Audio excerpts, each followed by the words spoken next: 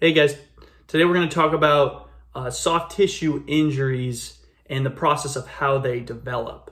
So when we're talking about soft tissues, what we're talking about is the muscles, tendons, ligaments, fascia, and nerves.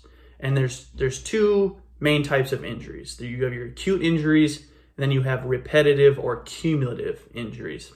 And I think we're all pretty familiar with what acute injuries are, something that happens and immediately results in some sort of swelling or inflammatory response, right? These are things like your sprains, strains, tears, breaks.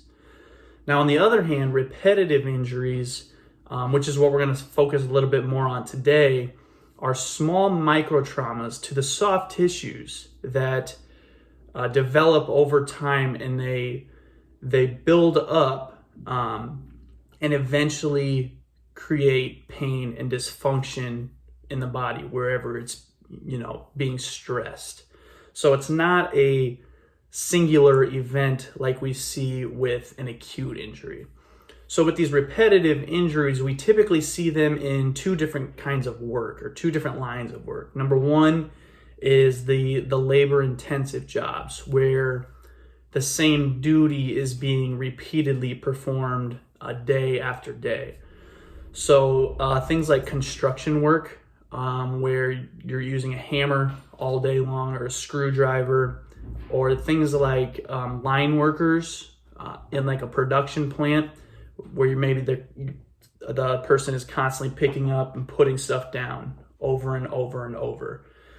So each repetition of whatever the person is doing produces these little micro traumas that add up over time. And then the second line of work is desk workers.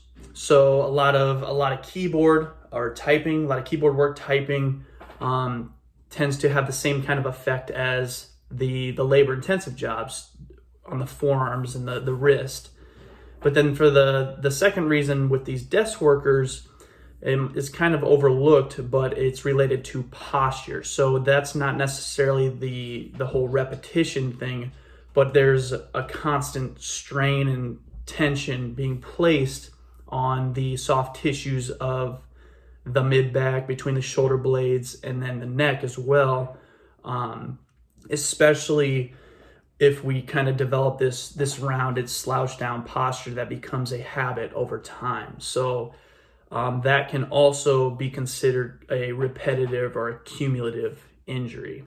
So I want to dive a little bit into kind of this cycle, or how these repetitive soft tissue injuries kind of develop and can turn into things like tennis elbow or golfer's elbow, carpal tunnel syndrome, really any sort of tendonitis type of injury.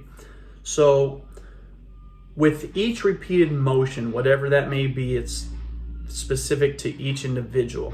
There's stress that's placed on the soft tissues.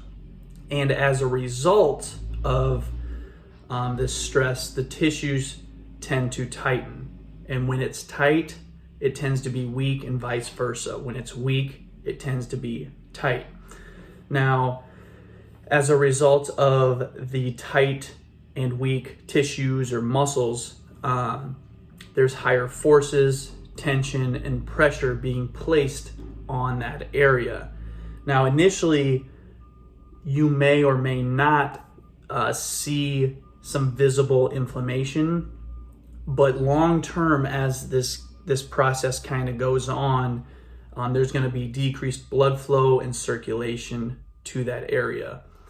So what the body does is it goes in and it lays down fibrous scar tissue to the area, let's say the forearm here. So with each trauma, with let's say your screwdriver, you're using a screwdriver a lot. With each of these little micro traumas, it goes in, it lays down a little bit of fibrous scar tissue. And every time this motion is repeated, it lays down just a little bit more. And then as time goes on, adhesions can develop within and between the soft tissues of the body. So now range of motion becomes more limited, it becomes tighter, and then the body has to use more energy and effort to do whatever it's trying to do. And then pain starts to develop, and now we're kind of back at the start of the cycle where these tissues are getting tighter and weaker. So the body just keeps having to use more and more and more effort. And this cycle kind of keeps going and going until something intervenes and breaks it.